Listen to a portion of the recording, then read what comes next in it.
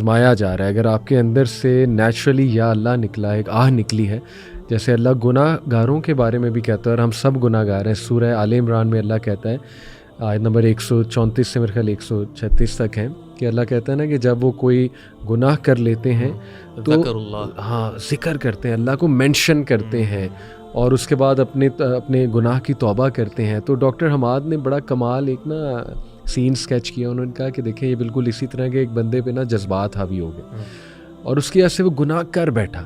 ایک ہوتا ہے گناہ ہو جانا, ایک ہوتا ہے کرنا. اب وہ ہو گیا, اس سے گناہ ہو گیا, جذبات حاوی, اس نے پلان نہیں کیا, جذبات حاوی ہو گیا, ہو گیا اس سے گناہ.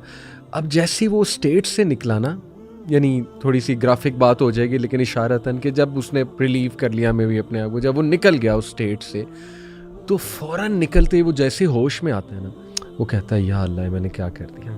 تو انہوں نے کہا ایسے بندے کی انشاءاللہ معافی ہے, کیونکہ اس نے اس قرآن کی آیت کے مطابق اللہ نے ایسے بندوں کی تعریف کی ہے کہ وہ ایک دم جب ہوش میں آتے ہیں, مطلب یہی ہے, کانٹیکس یہی آیا گا, تو وہ فوراً اللہ تعالیٰ کا ذکر, یعنی اللہ کو مینشن کرتے ہیں, اللہ تعالیٰ کو ریممبر کرتے ہیں. اور یہ ون آف دا سائنز ہے کہ انشاءاللہ یہ چیز آپ کے لیے آزمائش ہے, آپ کے گناہ دھل رہے ہیں, اور آپ کا دل سافٹن ہو رہا ہے, اور آپ بھاگ رہے ہیں, اللہ کی طرف بھاگ رہے ہیں.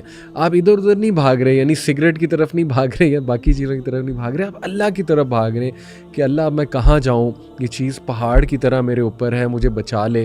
جیسے ایک بچہ جو ہے نا وہ ماں کی گود میں آتا ہے, گود میں چھپتا ہے, ماں کے آنچل میں آ کے چھپ جاتا ہے.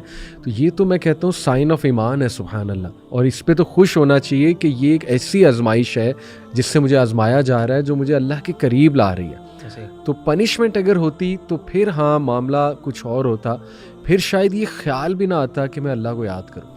ایک نا بڑی اچھی بات کسی عالم نے کہی تھی, انہوں نے میں ایک عالم والی بات بھی شیئر کروں گا, پھر ایک حدیث بھی شیئر کرتا ہوں انشاءاللہ. یہ والا جو سوال ہے نا یہ بڑا کامن ہے, یعنی مجھے اگر کوئی آزمائش آئی ہے تو کیا یہ آزمائش ہے یا سزا ہے. صحیح.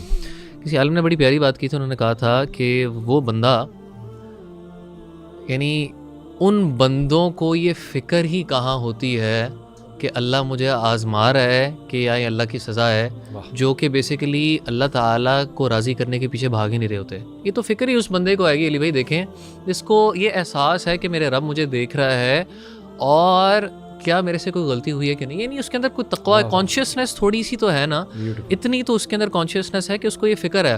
جس بندے کے اندر یہ فکر ہی نہیں ہوتی وہ کبھی سوچتا بھی تھوڑی ہے. اور علی بھائی یہ جو بڑا کامن سوال ہے نا, اس کا جواب ایک حدیث کے اندر ہے. اللہ کے رسول صلی اللہ علیہ وسلم نے فرمایا کہ ان عظم الجزاء مع عظم البلاء, کہ سب سے بڑی جو ریوارڈ ہے نا, that is with the greatest calamities. جتنی بڑی آزمائش اتنا بڑا ریوارڈ. وَإِنَّ اللَّهَ اِذَا أَحَبَّ قَوْمًا, اور اللہ تعالیٰ جب کسی قوم سے, لوگوں سے محبت کرتا ہے, کسی بندے سے اگر محبت کرتا ہے, ابتلاہم, تو اللہ اس کو آزماتا ہے. اب جواب آنے لگا اس سوال کا, تو اللہ کے رسول صلی اللہ علیہ وسلم نے فرمایا فمن رضی فلہ الرضا, جو اللہ تعالیٰ کی آزمائش کے اوپر راضی ہو گیا اس کے لیے اللہ تعالیٰ کی رضا ہے. اور ومن سخطا, اور جو اللہ تعالیٰ کی اس آزمائش پہ ناراض ہو گیا, فلہ السخط, تو اس کے لیے بھی اللہ کی ناراضگی ہے. یعنی مائنڈ سیٹ کی بات ہے نا, اگر آزمائش آئی اور میں نے کہا الحمدللہ یا اللہ میں راضی, تو میرا رب بھی راضی. اس کے لیے بھی بڑی مشہور مثال ہے, وہ ایک اتنی پیاری حدیث ہے کہ اللہ تعالیٰ فرماتے ہیں نا کہ حدیث کے اندر آتا ہے کہ جب کسی بندے کی اولاد فوت ہوتی ہے تو اللہ تعالیٰ فرشتے سے پوچھتے ہیں کہ میرے فرشتوں کہ تم نے میرے بندے کا دا ایپل آف ہز آئے تم نے لے لیا, آنکھوں کی ٹھنڈک لے لی, تو میرے بندے نے یعنی آگے سے کیا اس کے اوپر رسپانس دیا. حالانکہ اللہ تعالیٰ جانتے ہیں, لیکن یہ اللہ تعالیٰ اس کی بیوٹی کو سگنیفائی کرنا چاہ رہے ہیں. تو فرشتہ آگے سے کیا جواب دیتے ہیں کہ اللہ اس نے تیری حمد بیان کی, اس نے کہا الحمدللہ. تو اللہ تعالیٰ کہتے ہیں میرے اس بندے کے لیے جنت میں بیت الحمد بناؤ. کیا تو یعنی اگر یعنی میں اور آپ راضی ہیں تو اللہ راضی ہیں, اور اگر میں اور آپ اللہ کے اوپر ناراض ہیں نعوذ باللہ, تو اللہ تعالیٰ پھر ہم سے ناراض ہے. اور یہ جو ہے نا اللہ کے ساتھ راضی ہونا, سبحان اللہ, یہ اتنا ضروری ہے کہ رسول اللہ صلی اللہ علیہ وسلم نے صبح شام 3 بار یہ ذکر کرنے کا جو ہے نا وہ حکم دیا. رضیت باللہ ربا وبالاسلام دینا نبی محمد صلی اللہ علیہ وسلم نبی.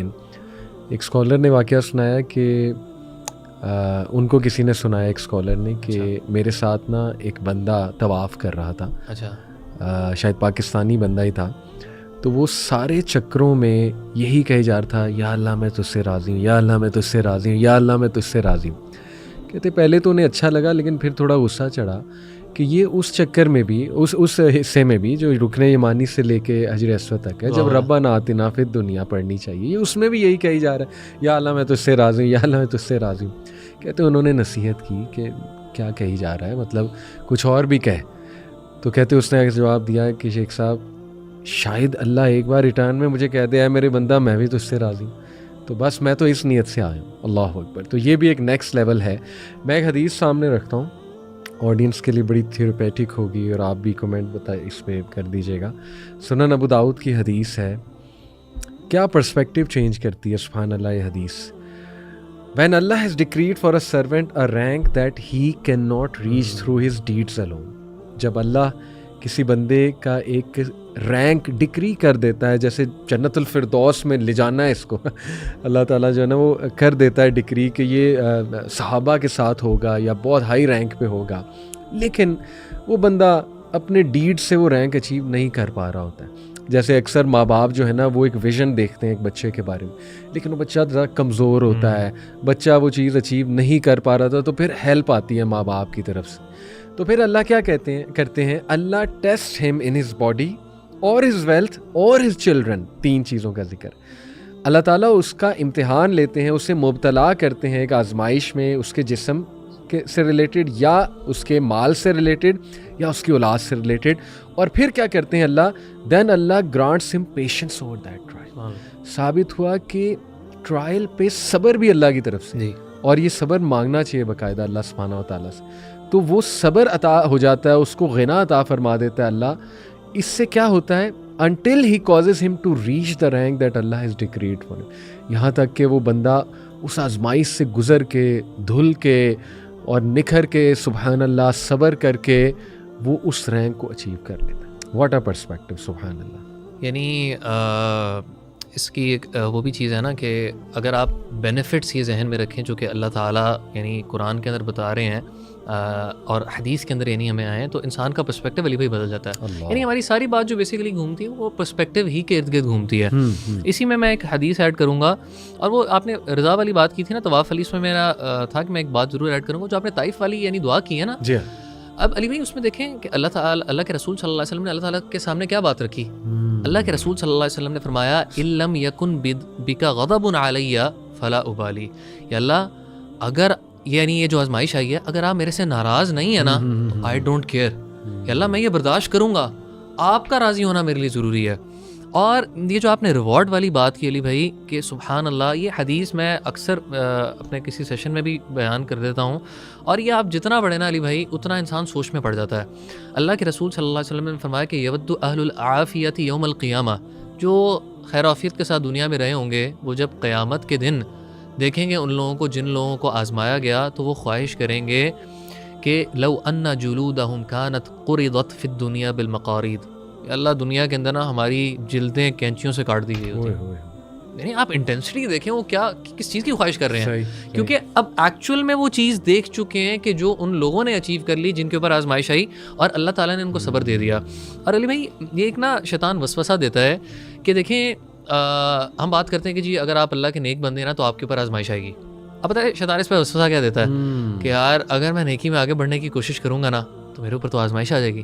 یعنی اچھا اب تو میں نے ہاں یار یہ تو دنیا تنگ ہو جائے گی. اور وہ مشکلات کیا ذہن میں آتی ہیں، اچھا پیسے تنگ ہو جائیں گے، صحت کو کچھ ہو جائے گا، کوئی ریلیٹیوز کو کچھ ہو جائے گا، نہیں یار میں نہیں ہو سکتا. اور ہمیں بائی دا وے سوال مسجد لاک اپ میں ابھی ریسنٹلی 2 سوال آئے. یہ اچھا آپ جب موجود تھے ایز اے ہوسٹ، ضیاء بھائی نے پھر اس کا آنسر کیا تھا. ایک بھائی نے سوال باقاعدہ کیا تھا اور دوبارہ پھر ایک نے دوبارہ ری ایمفسائز کیا تھا کہ ہم نے ہمیشہ ہی سنا ہے کہ دین کے قریب جب آپ آتے ہو تو مشکلات. جی اچھا اس کا علی بھائی ایک بڑا کمال جواب ہے. اب دیکھیں اللہ کے رسول صلی اللہ علیہ وسلم کی حدیث ہے نا کہ سب سے بڑی آزمائشیں انبیاء پر آتی ہیں اور پھر ان سے جو نیچے ایمان والے ہوتے ہیں ان کو اس طرح آزمائش آتی ہے. علی بھائی دیکھیں جو اللہ جب ایمان والے کو مصیبت دیتا ہے نا تو ایمان والے کا جو پرسپیکٹیو ہوتا ہے نا اس چیز کو بدل دیتا ہے. ایک بندہ چاہے جتنی بڑی آزمائش میں ہو اس کا ایمان اتنا اسٹرانگ ہو چکا ہوتا ہے کہ وہ صبر بھی نہیں، وہ شکر کر رہا ہوتا ہے. وہ کہتا ہے یا اللہ تیرا احسان ہے، تو نے مجھے اس قابل سمجھا. صحابہ کے بارے میں، سلف کے بارے میں آتا ہے کہ ان کو جب کچھ عرصے تک آزمائشیں نہیں آتی تھی، کیونکہ دیکھیں ہم آزمائش مانگتے نہیں ہیں، لیکن وہ پریشان ہوتے تھے کہ مجھے اتنے عرصے سے کوئی آزمائش نہیں آئی، یعنی مطلب میرے سے کیا ایسے کوئی گناہ ہونے لگ گئے ہیں کہ اللہ نے مجھے اس قابل نہیں سمجھا کہ مجھے ٹیسٹ کیا جائے. اور یعنی پرسپیکٹو کی بات ہے، تو چاہے جتنی بڑی آزمائش آ جائے اللہ تعالیٰ آپ کے دل کو اتنی تقویت دے دے گا کہ آپ کو اتنی بڑی آزمائش بھی بہت تھوڑی سی لگی. اور علی بھائی یہ پرسپیکٹو نا غزوہ احزاب میں سامنے آتا ہے کہ جب اللہ فرماتے ہیں وَلَمَّا رَأَى الْمُؤْمِنُونَ الْأَحْزَابَ، جب مومنوں نے گروہوں کنفیڈریٹس کو 10,000 کی آرمی کو دیکھا، انہوں نے کہا وَلَمَّا رَأَى الْمُؤْمِنُونَ الْأَحْزَابَ قَالُوا هَذَا مَا وَعَدَنَا اللَّهُ وَرَسُولُهُ، یہ تو اللہ اور اس کے رسول کا وعدہ ہے. وَصَدَقَ اللَّهُ وَرَسُولُهُ وَمَا زَادَهُمْ إِلَّا إِيمَانًا وَتَسْلِيمًا. اللہ فرماتے ہیں ان کا تو ایمان بڑھ گیا. اور اس کے مقابلے جو منافق تھے انہوں نے کہا ما وعدنا اللہ ورسولہ الا غرورا. نعوذ باللہ، انہوں نے کہا کہ اللہ اور اس کے رسول نے صلی اللہ علیہ وسلم ہم سے دھوکے کے وعدے کیے تھے. یہاں پہ ہمیں کہتے ہیں کہ تم کیسر و کسرا کو فتح کرو گے، اور یہاں پہ دیکھو وہ پتہ ہے یہ اسٹیٹمنٹ کہتے تھے علی بھائی کہ یہاں تو بندہ اپنے آپ کو ریلیو کرنے کے لیے بھی نہیں جا سکتا، یہ کہتے ہیں کیسر و کسرا فتح ہوگا. اور دیکھیں پھر اللہ تعالیٰ نے کیسے ثابت کر کے دکھایا.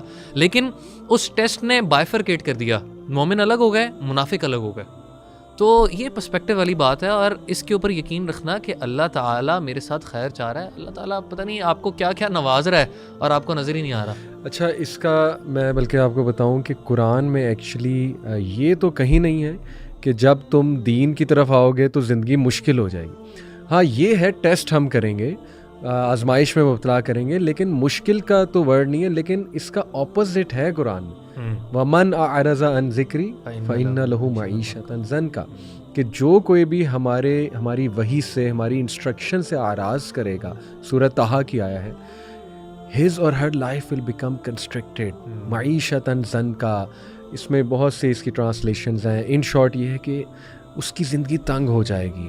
اور یہاں پہ بڑی خوبصورت انس بھائی نے ایک بار بڑی خوبصورت بات کی تھی، ہمارے جو ٹیچر ہیں، ان کہا تھا کہ دیکھیں دین پر آ کے بھی آزمائشیں ہیں، دین پر نہ آ کے بھی مشکلات ہیں، لیکن جب دین پر آپ آئیں گے نا وہ میننگ فل مشکلات ہوں گی. وہ جو ہے نا اٹ ول میک سینس اور those difficulties will add on to you. لیکن جب آپ دین سے دور ہیں تو وہ یوز لیس مشکلات ہیں which will consume you, which will exhaust you, which will destroy you. اللہ نہ کرے، اللہ نہ کرے. اور آج ہم یہ دیکھتے ہیں